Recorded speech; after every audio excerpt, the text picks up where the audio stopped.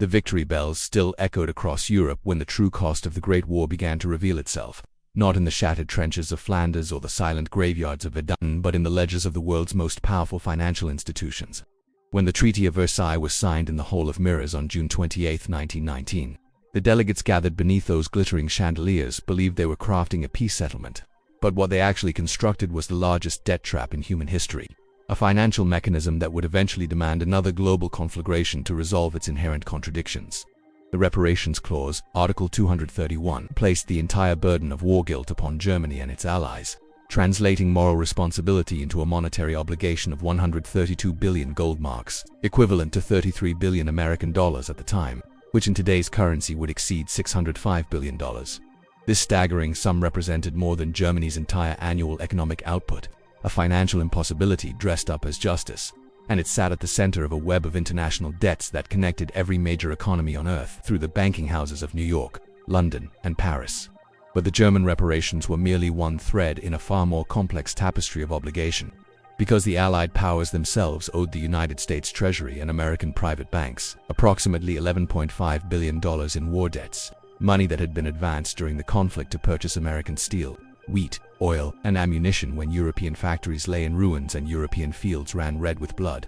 I need you to stay with me through this entire investigation because what we're about to uncover challenges the fundamental narrative of how America entered the Second World War, and understanding the complete financial architecture that was built between 1919 and 1941 requires patience and attention to details that have been obscured by 8 decades of official history. Comment below and let me know what city and country you're watching from, because this story connects to your economic reality today regardless of where you live. The international banking system that emerged from World War I represented an unprecedented concentration of financial power, with American institutions holding the purse strings of European recovery and American bankers sitting on the boards of international commissions that determined which nations could borrow, which currencies would survive, and which governments would receive the capital necessary to rebuild. The Federal Reserve System, barely 6 years old when the war ended, had transformed from a domestic banking regulator into a central player in global finance, managing gold flows between nations and coordinating monetary policy with the Bank of England and the Banque de France in ways that would have been unimaginable before 1914. J.P. Morgan and Company served as the primary fiscal agent for the British and French governments during the war, arranging over $3 billion in credit and taking significant commissions on every transaction, which meant that the largest private bank in America had a direct financial stake in ensuring that Britain and France could repay their obligations. When the war ended, these banks did not simply walk away from their positions of influence. Instead, they became the architects of the post-war financial order, drafting the loan agreements and debt schedules that would govern international relations for the next decade. The structure they created was fundamentally unstable, a circular flow of money that depended on each link in the chain remaining solvent. Germany borrowed from American banks to pay reparations to France and Britain, while France and Britain used those reparation payments to service their war debts to the United States Treasury and American private creditors, and American banks then recycled those payments back into new loans too. Germany in what economists would later recognize as a classic Ponzi scheme on a national scale. Between 1924 and 1929, American investors purchased approximately $1.4 billion in German bonds, securities that offered attractive interest rates because they carried the implicit guarantee that reparation obligations would be met.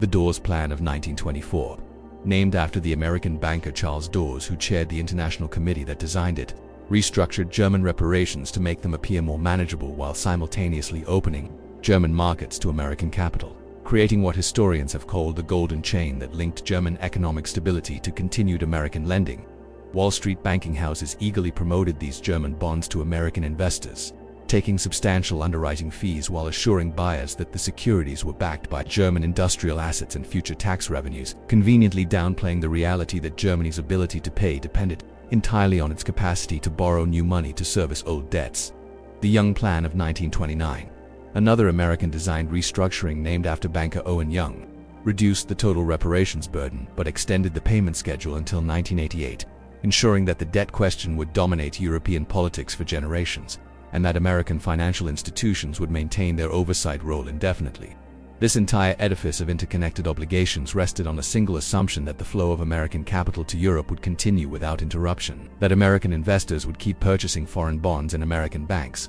would keep extending credit to European borrowers. That assumption died on Black Thursday, October 24, 1929, when the New York Stock Exchange began its catastrophic descent into the deepest market collapse in American history, erasing $30 billion in stock market value within 4 weeks and triggering a credit contraction that reverberated across every economy integrated into the global financial system. The crash itself was precipitated by multiple factors, including overvaluation of equities, excessive margin lending, and declining agricultural prices. But its international consequences were amplified by the debt structure that had been built during the 1920s. American banks that had been eagerly purchasing foreign bonds suddenly stopped, cutting off the flow of capital that had sustained the circular payment system, and by 1928, American lending to Germany had already begun to decline as domestic stock market speculation offered more attractive returns than foreign securities. When the crash destroyed American bank capital and triggered mass bank failures across the United States, over 9,000 banks would ultimately collapse between 1930 and 1933. The international lending that had kept European economies afloat simply evaporated, exposing the fundamental insolvency of the entire post-war settlement.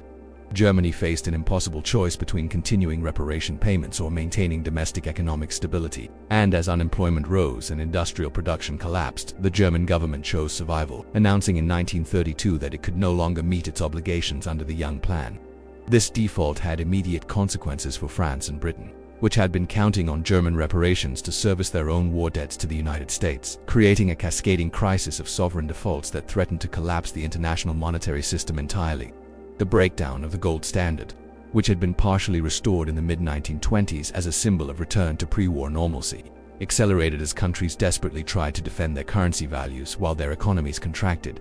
Britain abandoned gold in September 1931, followed by dozens of other nations in what became a competitive devaluation race, and the United States itself would suspend gold convertibility in 1933 as part of Franklin Roosevelt's emergency response to the banking crisis. The economic chaos created political upheaval across Europe as populations demanded solutions to mass unemployment and collapsing living standards. And into this vacuum stepped authoritarian movements that promised national revival through repudiation of the Versailles system and the debt obligations it had imposed. The rise of National Socialism in Germany was directly connected to the financial crisis that had been engineered through the reparations regime and the subsequent credit collapse.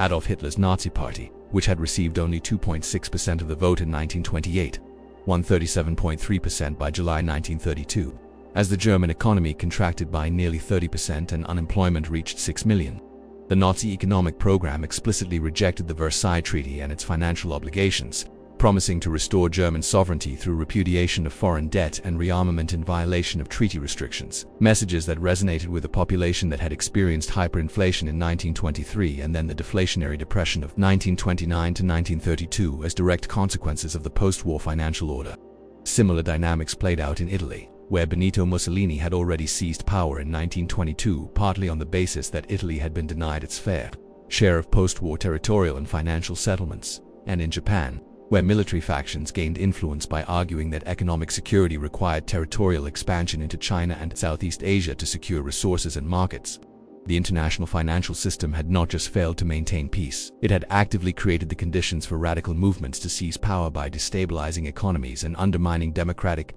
governments that appeared unable to solve the crisis within the existing framework of international obligations. American banking interests watched these developments with growing alarm because they held billions of dollars in European securities that were becoming worthless as governments defaulted and currencies collapsed. The largest New York banks had substantial exposure to German debt, British sterling bonds, and French government securities, all of which faced the prospect of total loss if the European political situation continued to deteriorate and if the rise of autarkic economic policies meant that debtor nations would never resume payment. Between 1930 and 1933, American banks experienced a collapse in their foreign loan portfolios, with many German bonds trading at less than 20 cents on the dollar and Eastern European securities becoming completely unmarketable, representing paper losses that threatened the solvency of major institutions. The Roosevelt administration's response to the banking crisis included the creation of the Reconstruction Finance Corporation in 1932, which provided emergency capital to failing banks. And after Roosevelt took office in March 1933, the banking system was temporarily closed and then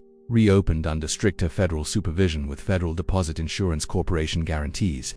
These measures stabilized the domestic banking system but did nothing to address the fundamental problem of worthless foreign assets on bank balance sheets. bad debts that would remain unrealized losses unless some mechanism could be found to restore European economic stability and the debt servicing capacity of foreign governments. The shift in American foreign policy from strict neutrality toward increasing involvement in European affairs beginning in the late 1930s coincided with a recognition among financial and political elites that the European situation directly threatened American economic interests.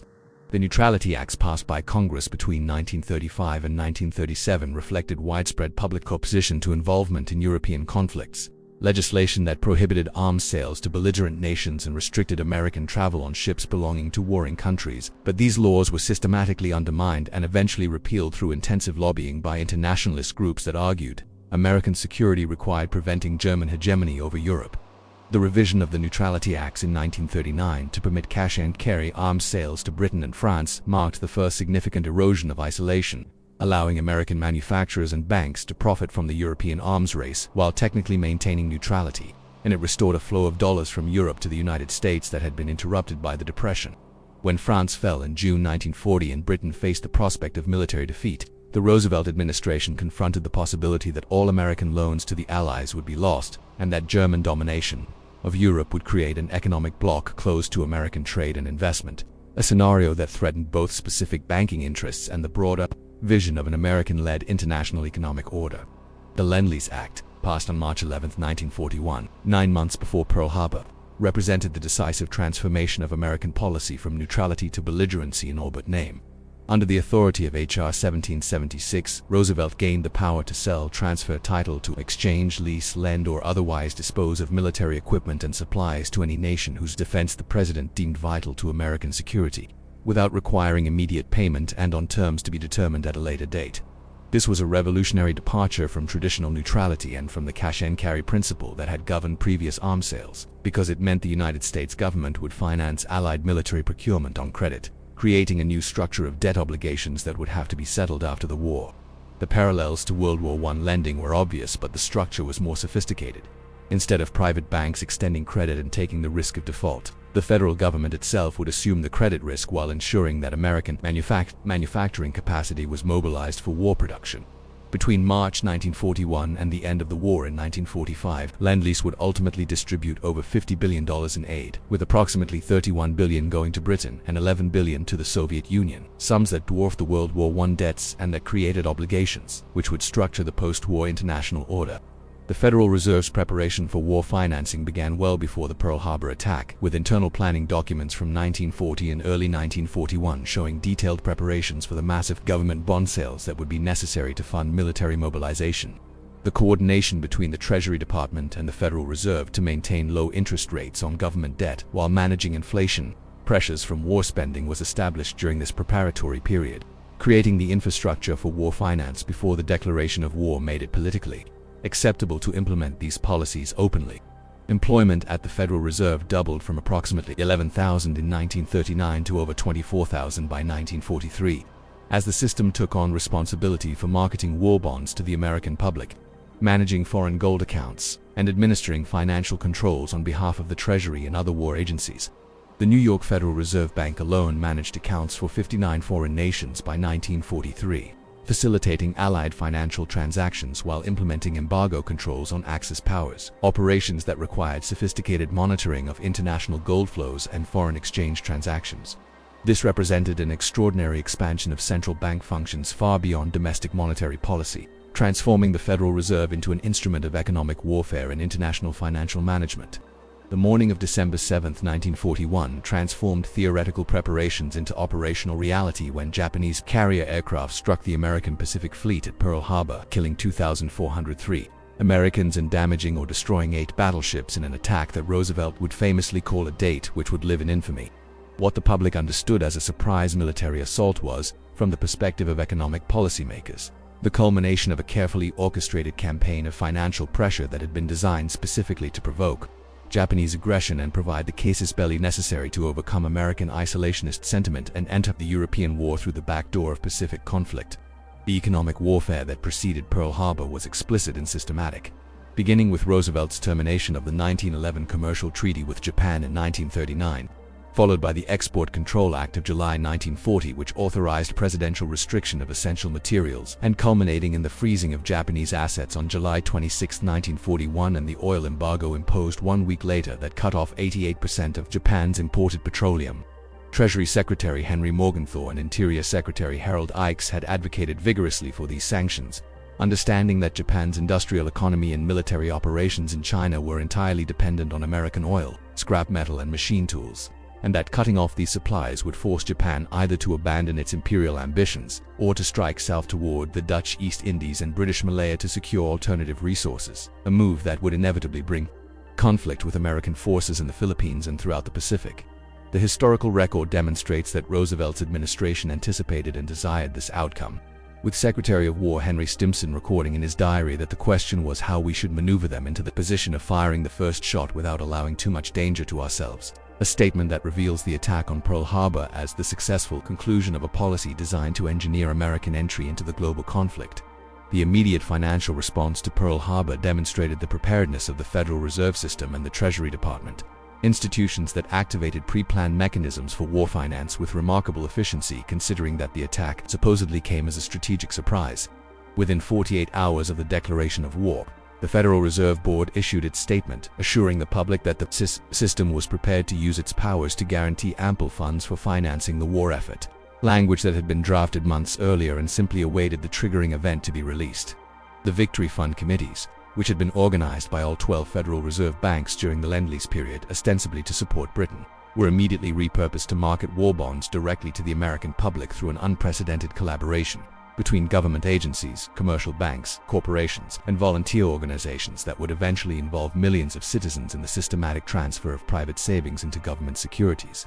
Between December 1941 and August 1945, the American government would spend approximately $296 billion on the war effort, roughly twice the total amount of all federal spending in the entire history of the Republic prior to 1941. And approximately $186 billion of this total would be financed through debt rather than taxation, creating the largest peacetime accumulation of government obligations in world history and transforming the Federal Reserve into the primary instrument of this massive fiscal operation. The war bond drives, 8 major campaigns conducted between 1942 and 1945, were organized and administered by Federal Reserve banks working as fiscal agents of the Treasury, with Reserve Bank employees preparing publicity materials, coordinating with thousands of commercial banks and corporate partners, processing subscription forms, issuing the actual bonds, and maintaining records of ownership for more than 85 million individual bond purchases, the majority in denominations of $20 or less, designed to extract savings from ordinary workers rather than relying solely on purchases by wealthy investors and institutions.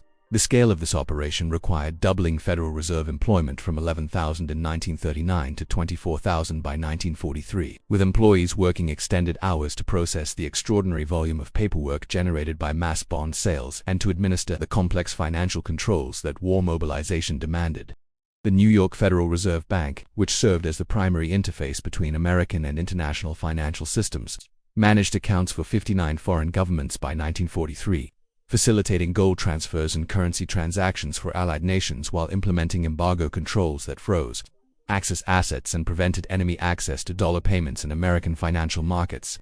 This represented an extraordinary expansion of central banking functions far beyond traditional monetary policy into the realm of economic warfare and international financial administration, operations that gave the Federal Reserve direct operational control over the global flow of gold and reserve currencies during the conflict.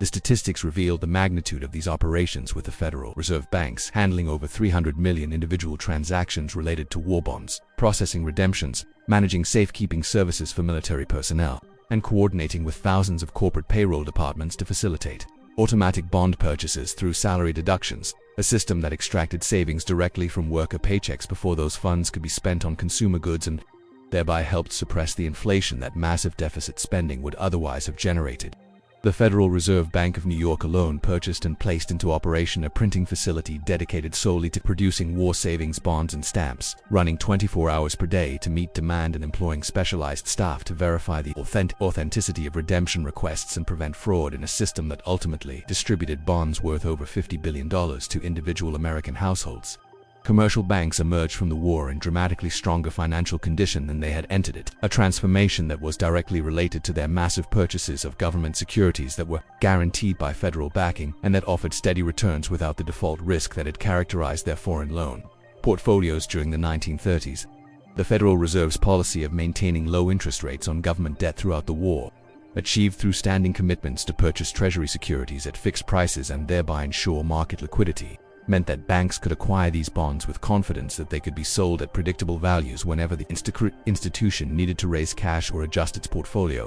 By 1945, commercial banks held over $90 billion in United States government securities, representing approximately 57% of their total assets, a concentration that left them extraordinarily well positioned to profit from the post-war economic expansion, because these securities could be gradually liquidated to fund commercial and consumer lending as the economy transitioned back to peacetime production. The economic impact was transformative for the banking sector. The institutions that had faced insolvency and public hostility during the Depression had been rehabilitated into essential instruments of national purpose and had accumulated massive holdings of risk-free assets that would generate steady income for decades, effectively transferring the bad debt problem of worthless foreign securities into profitable positions in United States government obligations backed by the taxation power of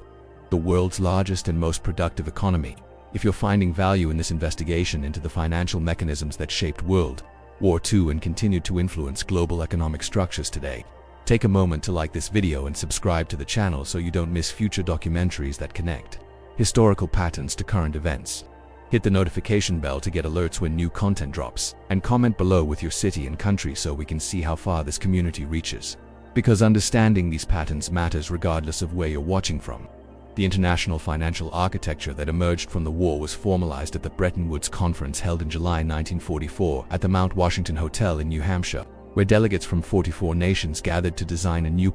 monetary system that would govern post-war international trade and currency relations. The agreements reached at Bretton Woods established the United States dollar as the primary reserve currency for global commerce, with other currencies maintaining fixed exchange rates relative to the dollar and the dollar itself remaining convertible to gold at $35 per troy ounce, but only for foreign governments and central banks rather than for private citizens or corporations. This arrangement, promoted as a system to ensure exchange rate stability and prevent the competitive devaluations that had characterized the 1930s, actually established American financial hegemony over the post-war world because it meant that international trade would be conducted primarily in dollars and that foreign nations would need to accumulate dollar reserves to participate in global commerce, creating permanent demand for American currency and giving the United States extraordinary latitude to run trade deficits and monetary policies that would be unsustainable for any other nation. The International Monetary Fund and the World Bank, created at Bretton Woods to monitor exchange rates and provide development lending respectively, were headquartered in Washington and dominated by American appointees, ensuring that international financial institutions would reflect American policy preferences and that nations requiring emergency assistance would need to accept conditions designed by American economists and consistent with American strategic interests. The debt question that had triggered the entire sequence of events from Versailles through the Depression and into global war was resolved through a combination of explicit cancellation and implicit inflation, mechanisms that allowed the United States to avoid the political difficulties of demanding repayment while ensuring that American financial institutions and the government itself did not suffer catastrophic losses from wartime lending. The Lend-Lease obligations, which totaled over $50 billion by war's end with $31 billion extended to Britain and $11 billion to the Soviet Union, was settled in 1946 through agreements that cancelled most of the debt in exchange for political commitments to the American-designed post-war order and modest cash payments that represented pennies on the dollar compared to the original advances. Britain's final settlement involved a payment of $650 million against Lend-Lease obligations of $31 billion,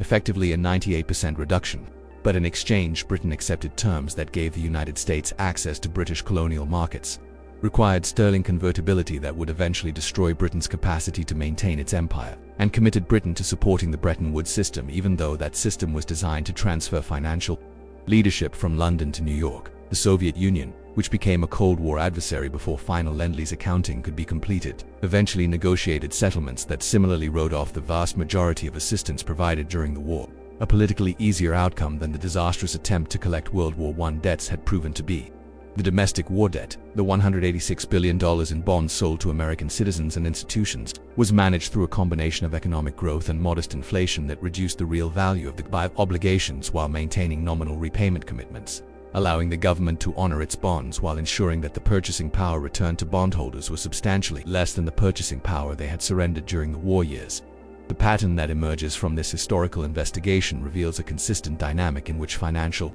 crisis creates political instability. Political instability enables authoritarian movements and militarization. Militarization leads to conflict, and conflict provides the mechanism for debt restructuring and financial system reset that could not be achieved through normal political processes in democratic societies. The specific sequence from Versailles reparations through the circular lending schemes of the 1920s, the credit collapse and depression of 1929 to 1933, the rise of fascist and militarist regimes in the mid-1930s, the economic sanctions and diplomatic pressure of 1939 to 1941, and finally the global conflict that mobilized total economic resources and created the political conditions for comprehensive debt cancellation and monetary system redesign, represents a case study in how financial structures can determine political outcomes and how concentrated economic power can shape national decisions in ways that may conflict with democratic preferences or the stated interests of ordinary citizens. The transformation of the American banking system from near collapse in 1933 to prosperity by 1945,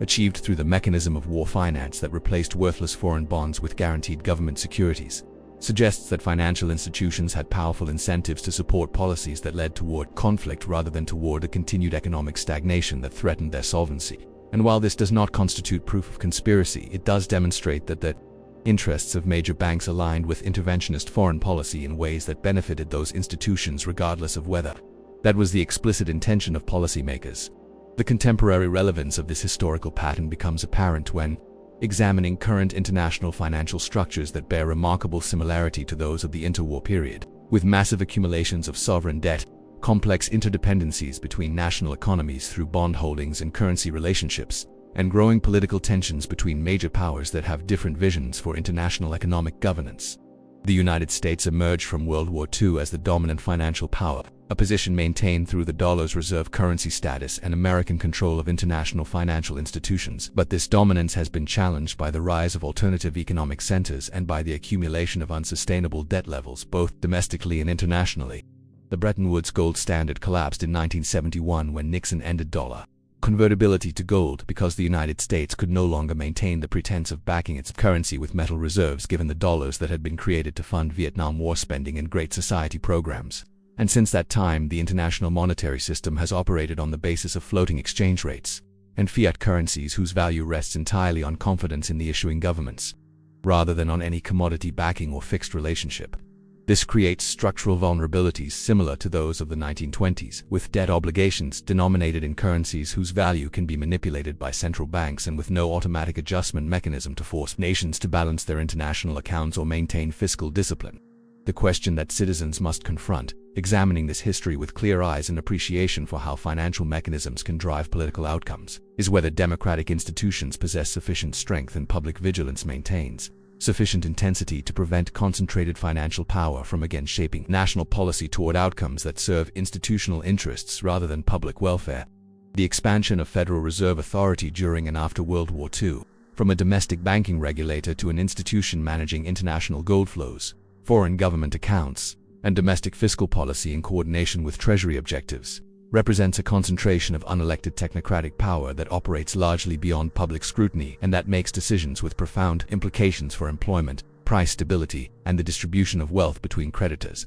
and debtors. The pattern revealed through this investigation suggests that financial crises create opportunities for expansion of centralized authority and that major wars provide the political conditions under which democratic oversight can be suspended in extraordinary measures implemented in the name of emergency necessity. Measures that frequently become permanent features of governance long after the emergency has passed. The American people were told that intervention in World War II was necessary to defend freedom and democracy against totalitarian aggression, a narrative that contains essential truth but that obscures the financial dynamics that created conditions for that conflict and that shaped the timing and mechanisms of American involvement in ways that served the interests of institutions holding worthless European debt and seeking restructuring of the international financial system. Understanding this history does not diminish the genuine ideological and security threats that fascism and militarism posed, nor does it dishonor the sacrifice of those who served, but it does require acknowledgement that multiple factors influenced national decisions and that economic interests operate alongside and sometimes in tension with stated political principles. the transformation of American banking from crisis to prosperity through war finance, the establishment of dollar hegemony through Bretton Woods, the cancellation of Allied debts through political settlements that advanced American strategic interests, and the emergence of the Federal Reserve as a central player in international financial management all represent outcomes that benefited specific institutions and that were achieved through a global conflict that cost over 60 million lives and reshaped the political geography of the entire world. The documentary record demonstrates that economic pressure was deliberately applied to provoke Japanese attack, that financial preparations for war began before the political decision to enter conflict was publicly acknowledged, and that the post-war settlement was designed to prevent repetition of the debt collection disasters that had followed World War I while ensuring American financial dominance over the reconstructed international system. These facts compel consideration of whether similar patterns might emerge from current financial instabilities, and whether sufficient public awareness and institutional accountability exist to prevent history from repeating its most destructive cycles in service of financial system preservation and creditor interests.